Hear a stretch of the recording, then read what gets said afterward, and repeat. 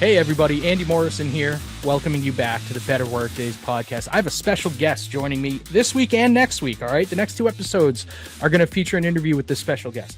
Actually, not even an interview, a conversation with our special guest. Glenn Ambrose joins me on Better Workdays. Glenn is an internationally known spiritual advisor and life coach. He helps high-achieving individuals move from success to significance. So Glenn works with leaders, entrepreneurs, and visionaries who have, as he puts it, mastered their external environment, but in doing so, internally find themselves looking for deeper fulfillment and lasting purpose. Glenn's mission in life is to help people find that deeper fulfillment and lasting purpose, and he does that through spiritual teachings. Glenn says often on his podcast, human beings are spiritual beings having a human experience. Now, when you say something like that, that might not sound like leadership training or management training, but let me tell you, I've been listening to Glenn's podcast for a year now.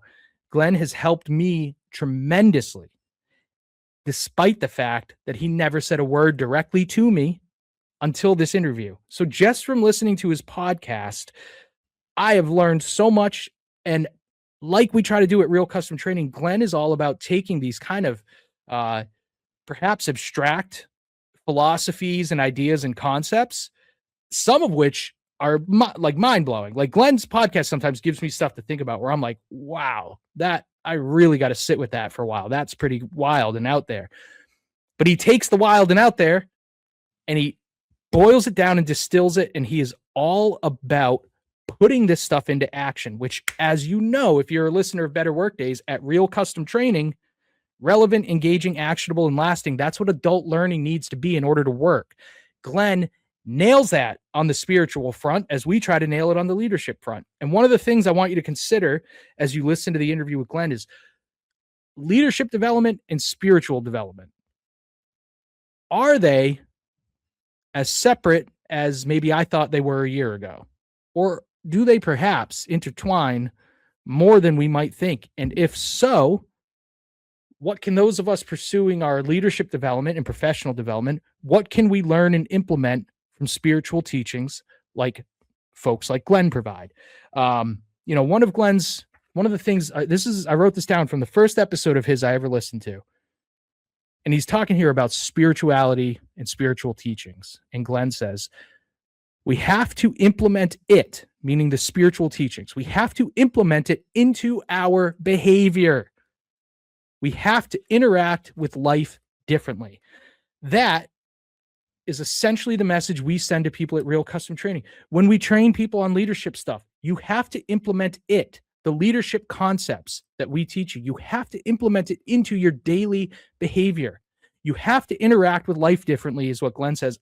I'm always telling people, you have to interact with your employees differently. You have to interact with your job differently, your work. You have to take a different approach to it. You are the only person that can do anything about your external environment and how it affects you internally. So just to tee it up, I think if you're like me, like I was a year ago, and you're like, I'm here for leadership development. Spirituality, are we about to get religious? You'll see. Not at all. We are not about to get religious, but we are about to talk to Glenn Ambrose. Glenn's podcast is called Life Lessons in Laughter with Glenn Ambrose. I've been listening to it for a year. It has helped me so much. And I was just thrilled when Glenn said he'd come on the podcast, because when I listen to his podcast, I'm constantly thinking to myself, I'd love to ask him this. I'd love to ask him that. I'd love to ask him this. Finally got the chance to. Tremendous experience. I hope you enjoy it as well. Here's the first part of our interview with Glenn Ambrose from the Life Lessons in Laughter podcast. Go. And then we literally press start right then. And as go. I just did. Right. I love that. I heard Jack Black said once in an interview, I heard him tell a story that, so I don't know if it's true or not, but it's a great story, so we won't let that get in the way. He said Miles Davis was known for arriving at the recording studio and everyone else had to be there, and he would walk in and they would start playing. And another podcaster I love, Kirk Minahan, had this a similar style. And you and I were just talking about how we like that style too. I always feel like if you know your stuff, you can sit down and talk about it. And if you Absolutely. don't, and it's good to be prepared and have an idea of what someone wants to talk about. But my favorite conversations are the ones that where someone's got stuff to offer and interesting thoughts and perspective, and you can just get into it with them. And that's really how I work too. Like when I work with clients or when I'm doing my podcast, all I do is I just get out of my own way. Like I try to like just check my ego, who I think I am, my knowledge. I don't even lean on that stuff. I just step out of my own way, and then I just allow the flow of energy to go, which to everybody else, it looks like I'm talking and having a normal conversation. To me, I just feel completely open and the words are just flowing through me. So sometimes I'm just as surprised as what comes out of my mouth as everybody else is. Like, and I was like that as a little kid. Like I would tell jokes and stuff like that, and I'd laugh at my own jokes, and people used to ask me all the time. And one time I thought about it, and they're like, why do you laugh so hard at your own jokes? Like, that's weird. And I'm like, well, because I'm just as surprised as you are as when it came out. Like, yes, I didn't think of it first. It just came out, So that's how I teach. I just believe it's a flow of information. I've been doing it for so many years. Do I know it intellectually? Well, yeah, I do. But I don't depend on my intellectual knowledge because it changes for each person. Sometimes the right thing to recommend is different for this person than it is for that person. Absolutely. And that's an example, Glenn, of one of the parallels I see between the management training I do and your spiritual teaching and advising, where,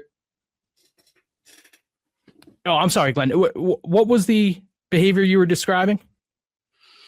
The free flow of information and different advice for different people. Yeah. One of the leadership models that I think is most helpful to people, it's called the situational leadership model. And in a nutshell, it basically says to everybody, look, being a good boss to this employee will mean something different than being a good boss to this employee. It's all about what their needs are and adjusting your style to best help them. And so I see a lot in leadership where people that's harder to sell than saying, hey, I know exactly what to do with every single person and every single problem that's ever going to come across your desk.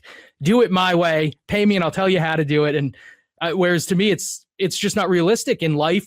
And then when I see parallels in what you're teaching, what I'm teaching, it supports this conclusion for me. Like, life's just too complicated for that. You need some guidelines, some fundamental truths maybe that work.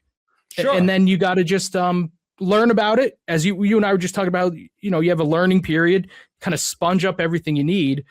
But eventually you got to just start using it more than studying it, putting it into that behavior. Yeah, implementation is everything, and meeting people where they are is everything. It's like when I first woke up spiritually, it was through getting sober 22 years ago.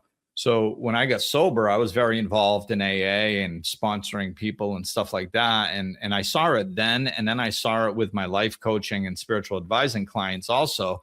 And like once somebody gets it, whatever, either get sober and really, transcends their addiction or, really understands themselves, whatever. Once somebody really gets it, their thinking shifts. It's a shift of perception. They're seeing things differently. They're interacting with life differently. And a lot of times they'd come back to me and they'd be like, how did you talk to me back then? I challenged you on everything. I questioned everything. I was asking the stupidest questions that didn't make sense. Didn't I drive you crazy? I'd be like, no, it's not like that for me at all, because I just meet you where you are. Mm-hmm. If you just meet, and it kind of sounds ethereal until you try it. See, like when I talk like this, people who aren't really going down a spiritual path are like, oh, that's that woo-woo BS. I don't know what he's talking about. It's like that's where I was at when I discovered you. Yeah, and it's actually easier if you just try it. It's our natural way of being. We read other people's energy way more than we think we do. Everybody's walked into a room where a couple was arguing. And then you feel it. And you just feel it and you go, I'll come back later. And you just Yep. shut the door. And like, that's the energy. Like you can feel that and you can tap into that with people. And it's really not that hard. It's just, you have to open up and just try it and play around with it. And, within usually 2 or 3 tries, you have at least a small level of success. And then you build off of that. It's way easier than people think. But you just meet them where they are. And then the words you choose are correct for them. The method of teaching is correct for them. Everything is about them because you're working off their energy and your energy. That's specific. What's your approach, Glenn, if someone comes into a situation where you're coaching them or just interacting with them, but their energy is very, very different than the energy you're trying to bring to it?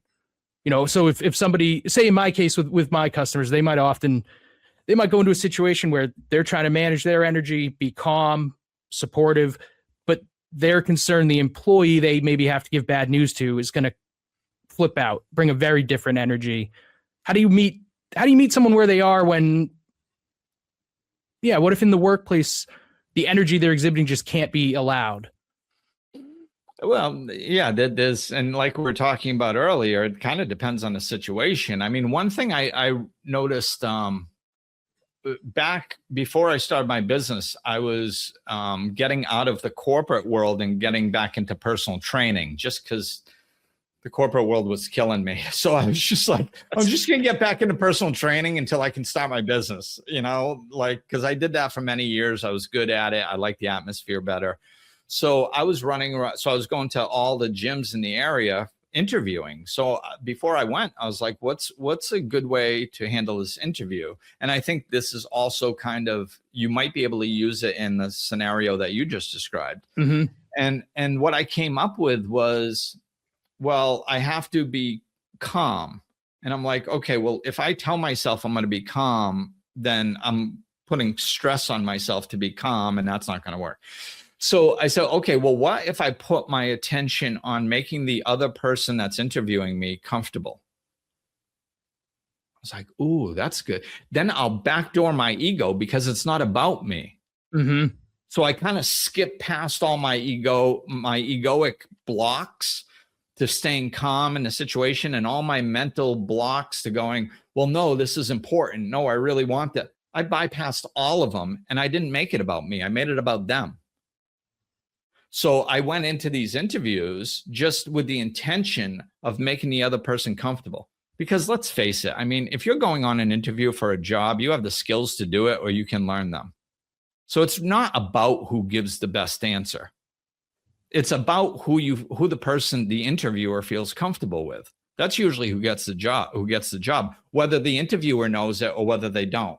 When they narrow it down to 5 or 10 people and they're going through the resumes and going, which one am I going to keep? Which one am I going to ditch? They're paying attention to how they felt, whether they know it or not, when they were with you. Mm-hmm. And if they felt good when they were with you, it's going to you're going to make it into the next pile. So, yeah. And that's how monsters get hired. I think a lot of us have had experiences where we look around at each other and say, how did this person impress in an interview when they're they might have been personable. Exactly. And the lesson I had was, well, anyone can make you like them in 8 minutes, or just one it's performative, really. It can be. It can be. Yeah, I try to do it authentically, of course. Not as a performance, but like my interviews were great. I mean, they'd last 2-3 hours. One boss took me out for lunch in the middle of it. Like it, and I got offered all the jobs. So I could pick and choose which ones I want. But it's along the same lines when you're interacting. Like if you have to fire somebody, it's not about you protecting yourself. It's about them. Mm-hmm. And making them feel comfortable. And there's a line. I mean, there are certain people that no matter how nice you try to be are going to flip out. And if they flip out, now all of a sudden it's not about, to me, when somebody is behaving in a way that is inappropriate and should not be allowed, it's no longer about whatever we're talking about. It's not about whether they got fired or whether they should have gotten fired or whether I said it in the right way, or it's no longer about any of that. It's just about like foundational respect. That's disrespectful. It's not allowed. You can go. You know, that now all of a sudden it's boundary time. Just not going to put up with it. I don't allow people to yell at me ever, you know, and I've had bosses try it. I've been sitting in bosses' offices and they'd try yelling at me and I just stand up and I'm like, no, this isn't going to work. Mm-hmm. And they're like, well, you don't have a choice. I'm your boss. I'm like, well, yeah, actually I do have a choice. You know, that a lot of bosses and businesses, they push fear. And I just don't have it. Like, I've been through too much. I know I can go get another job. Nobody has control over me or my future. So when somebody crosses a line with me, I'm just no. And they think like, yeah, but you could be fired. I'll go get another job tomorrow. Like, I don't care. Yeah. You know? I always, if someone's got an option between two similar jobs, similar pay, and a boss who's going to mistreat them or a boss who's going to do their best to manage them in a human way, in a way that's kind for both of them. Yeah. They're always going to pick that other boss. I would pick that other boss for less money. Oh, absolutely. Yes, absolutely. I've been there. I've done that. People will make that call too. Yeah. It's just overlooked. Like you said, sometimes people with spirituality will think, oh, it's fluffy, it's soft, it's kumbaya, whatever. You know, leadership skills too, the kind that I teach people, get written off and painted with kind of the same broad brush at times of, oh, that's soft. What do I need to care about an employee's feelings for? You know, leave your feelings at the door. And it's like, no, you can. What you're telling me there is that you want to ignore feelings, which strategically, even if you just want to talk strategically and operationally, is a bad move. Because feelings are fueling everybody in your building. Whether you want to acknowledge that or not, they are impacting you and everyone else, and they're there.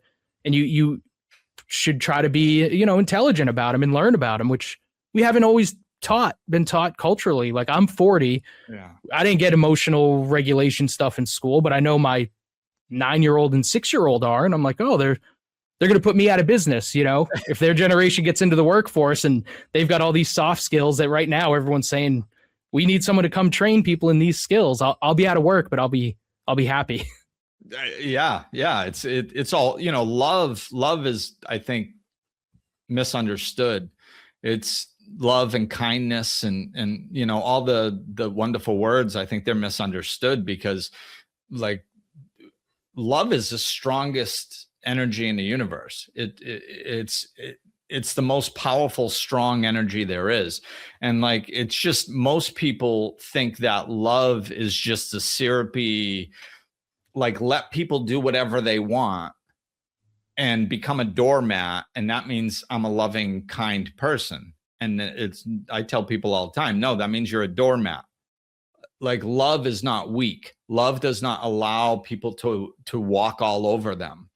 Like, that's not what it does. It's just, when we think of love and kindness, a lot of people we don't have a lot of role models. People think of Mother Teresa, give until your knuckles bleed, that type of mentality. And that's not love. That's self-esteem issues. If you're allowing people to abuse you, that's a self-esteem issue. That's not being kind. Like I said, that's being a doormat. So love is strong. Love, like a lot, only certain people can be friendly with me on a daily basis, right? Like, because it's very common in our society to support people.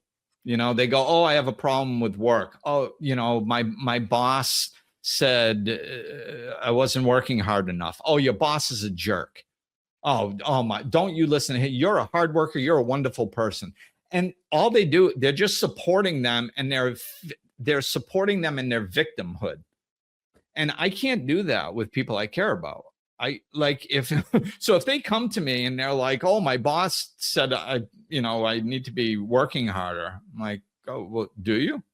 Yeah, exactly. You know, Yeah. like what, you know, let's look at this, you know, but I'm not going to blindly support you and pretend that you're a victim of your boss and poor you and it's not your fault and all that crap. At the end of the day, it is everything that happens in our lives is our fault. It's our responsibility. Our lives are our responsibility. So that's why, like, if a boss is mistreating me, I'm going to stand up and go, no. And I don't care what the repercussions are. And by the way, I have never faced one repercussion ever in a work environment. And I'm talking, of course, before I started my own business. When I was out there, I was never any repercussions. I got threatened with them a few times because I wasn't behaving in the way they wanted me to, because they wanted to control me and abuse me and, you know, rule me by fear. And I was just like, no. Yeah, and it's interesting you say they rule you by fear. I've seen overlap listening to your podcast and learning from your teachings on that topic too, with fear. And like you said, how a lot of bosses use it. And one interesting thing I studied about was there's a guy, Paul Hersey, who in his book lays out commitment versus compliance, and that fear-based management sometimes is necessary, but it will only ever get you compliance. So hey, Glenn, you're trying to draw a boundary. If you do that, you're fired. That's using fear, and they might get compliance from you. Maybe you're going to say, all right, I'm going to let this guy yell at me from now on, but they will not get any commitment from you. At that point, you've got someone who's going to do just enough to not get fired. And I hear from a lot of people who say, oh, why does it seem like all anyone wants to do is just enough to not get fired? And it's like, you got to look at your organizational culture. And, I tend to believe organizations, because they're comprised of people, an organization will act like an individual. And the folks in charge of an organization kind of need to take care of the organization the same way people need to take care of themselves. And so sometimes that means, you've got to have, I think, organizational supports in place to help make sure that if an employee draws a boundary, that they get supported, because then you'll have commitment from them. You won't just have compliance, you'll have commitment. But people need to know, if one employee, Glenn's, drawing a line, hey, you don't get to yell at me here, but every other employee is getting yelled at every day and no one else is saying that, then at that point, that's an organizational failure to me. And I would have to encourage anyone on a human level, like, you have to go work someplace else, and the folks in charge of that company would have to say, we need to look at our behavior as an organization and what's acceptable here. Yeah, and I think you're touching on something extremely important right now, is that, like, we've had enough time to study everything, right? Like, I mean, we've studied everything. And as far as how to grow your business, how to be more productive, how to, we've studied everything that there is on the planet, and including happiness and a happy workplace. Why did we study those things? Because we studied everything else. Let's be honest. We studied everything that thought would bring us production, and we thought would grow our businesses. And then we ran out of things to study. So we started studying other things too. And we ended up studying happiness and, are your workers happy? And it's not even close. Like, if you have happy workers, they're going to be 10 times more productive than unhappy workers. It's just, I think the learning curve is you can see in the spiritual arena as well as the work arena, is back when, our grandparents were kids, like, you beat your children, and that wasn't their generation. That had been happening for 100,000 years prior. That's a long time. Beating your kids was the way you raised them for 100,000 years. Now, all of a sudden, it's not in 2 generations. That's a big shift, sociologically. So, like, the problem is in my opinion, we didn't replace the beatings with proper consequences. So, like, when people are listening to, what I'm saying and say, well, you have to make sure your workers are happy, because then they'll be more productive for you. They're like, oh, you just want me to give all my workers whatever they want and let them do whatever they want, and then they'll be happy. That's the misconception of happiness. That's not it at all. There is, as a matter of fact, you can see it in relationships. Like, you cannot, if one of the two people in a romantic relationship gives the other person everything that they want, the person that's getting everything loses respect for that person, and the relationship starts to crumble. Absolutely. It's like the couple that brags about how they never fight. Yeah. It's like, tell me you're going to break up within 9 months without telling me you're going to break up within 9 months. It's right. Hey, we never fight. It's okay. Right. You're gonna have one big one eventually. Yeah. But if one person is just constantly caving and giving the other person whatever they want, and it works in any relationship, in a work relationship, in a parent-child relationship, in a romantic relationship, all relationships foundationally are based on respect. If there is not respect, then there is no chance for a healthy relationship. All right, everybody, I'm going to end it there for now. We're going to come back next week. But I just want to make a quick point. When we start next week, I asked Glenn to define respect in a spiritual sense. If you've ever taken a workshop with me, we got to define terms. What respect means to me may not be what it means to you. We got to make sure we're on the same page when we're talking about this stuff. So I asked Glenn to explain respect, and it's a beautiful Glenn answer.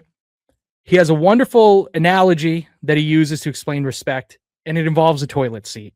So for those of us in education who like to distill things down to everyday analogies and metaphors and examples, does it get any better than asking a spiritual life coach to define respect and getting an analogy back that involves a toilet seat? And that is the perfect analogy. It's part of why I love talking to Glenn. I hope you'll come back for part 2 next week. Until then, thank you for joining us on Better Workdays. Go make some for yourself and the people around you. Thank you so much for listening to this week's Better Workdays. If this episode helped you, then there's a good chance Real Custom Training could help your entire organization. Visit us online at realcustomtraining.com, and you can learn all about how our leadership development programs are helping people work better together.